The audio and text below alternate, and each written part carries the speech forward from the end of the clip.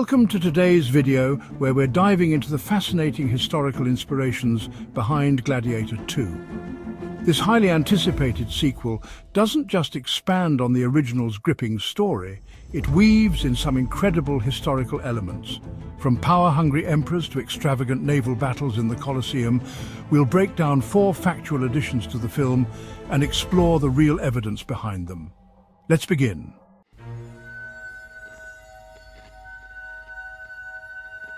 The movie introduces us to 2 historical Roman emperors, Caracalla and his brother Geta.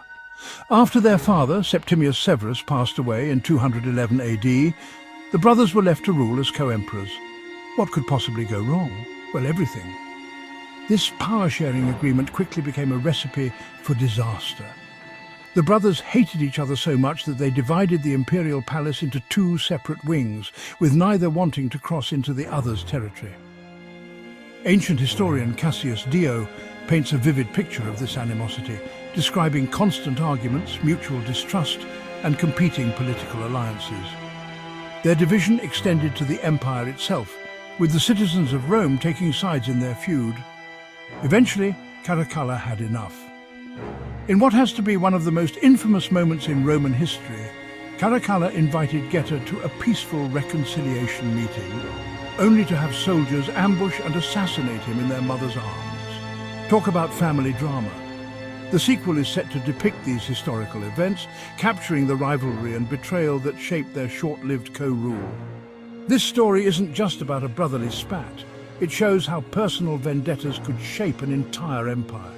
With the intense sibling rivalry at its core, this plotline is bound to deliver the drama.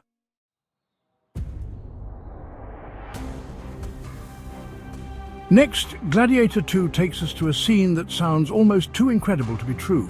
A naval battle, or Mcus, staged inside the Colosseum. Imagine gladiators fighting not on land, but on water, in a flooded arena filled with boats and weapons. It's an epic visual, but how much of it is historical? Well, here's the fascinating part. The Romans were masters of engineering and spectacle. While it was rare, they could indeed flood large spaces to recreate naval battles. Suetonius, the Roman historian, wrote about how Emperor Nero once staged a naumachia using actual saltwater and marine animals to mimic real sea conditions.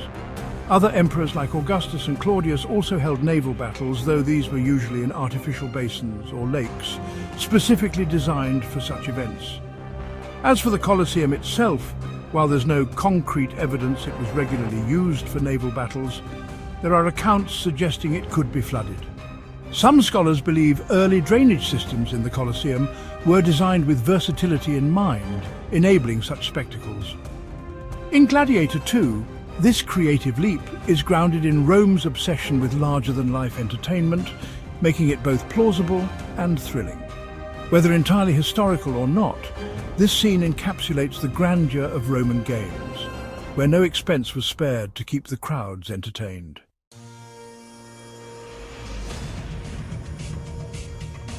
Roman arenas weren't just a stage for gladiators, they were also places where Rome showcased its dominance over nature.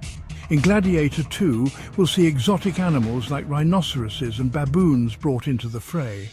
But did such wild beasts actually fight in the Colosseum? The answer is a resounding yes! Roman emperors imported animals from across the empire, showcasing the reach of their power. Lions, tigers, leopards and bears were common, but the games also featured rarer creatures like crocodiles, ostriches and elephants.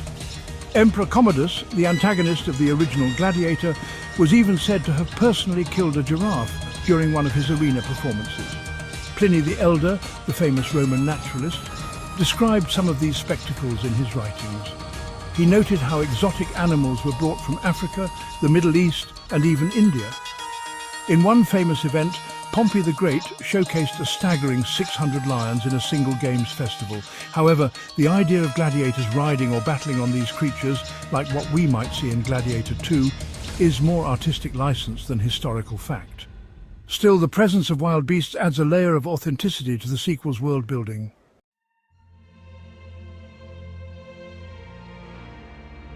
Denzel Washington's character, Mcus, brings intrigue and betrayal to Gladiator 2. But did you know that Macrinus is based on a real historical figure who rose to power after assassinating Caracalla? Macrinus was no ordinary emperor. Before seizing power, he served as a praetorian prefect, essentially the commander of the emperor's personal bodyguards. When Caracalla's reign became increasingly erratic, Macrinus orchestrated his assassination during a military campaign in 217 AD. This act not only ended Caracalla's turbulent rule, but also marked Macrinus's own rise to the throne. What makes Macrinus truly unique is that he never set foot in Rome during his reign. He ruled from Antioch and faced immediate challenges, including revolts from the military and political opposition in Rome. Within a year, he was overthrown and executed. While his reign was short-lived, his story is one of ambition, betrayal, and the high-stakes world of Roman power politics. In Gladiator 2, Macrinus is portrayed as a cunning strategist, adding layers of political intrigue to the story. His real-life counterpart's dramatic rise and fall make him the perfect addition to the sequel.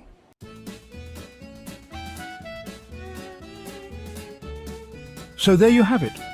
Gladiator 2 blends historical truth with cinematic spectacle in a way that's sure to captivate audiences.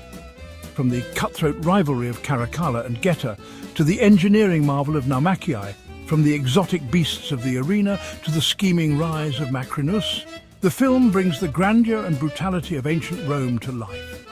History and Hollywood often collide in fascinating ways, and Gladiator 2 is no exception. What do you think about these historical connections? Which of these elements excites you the most? Drop a comment below and don't forget to like, share and subscribe for more deep dives into history and cinema.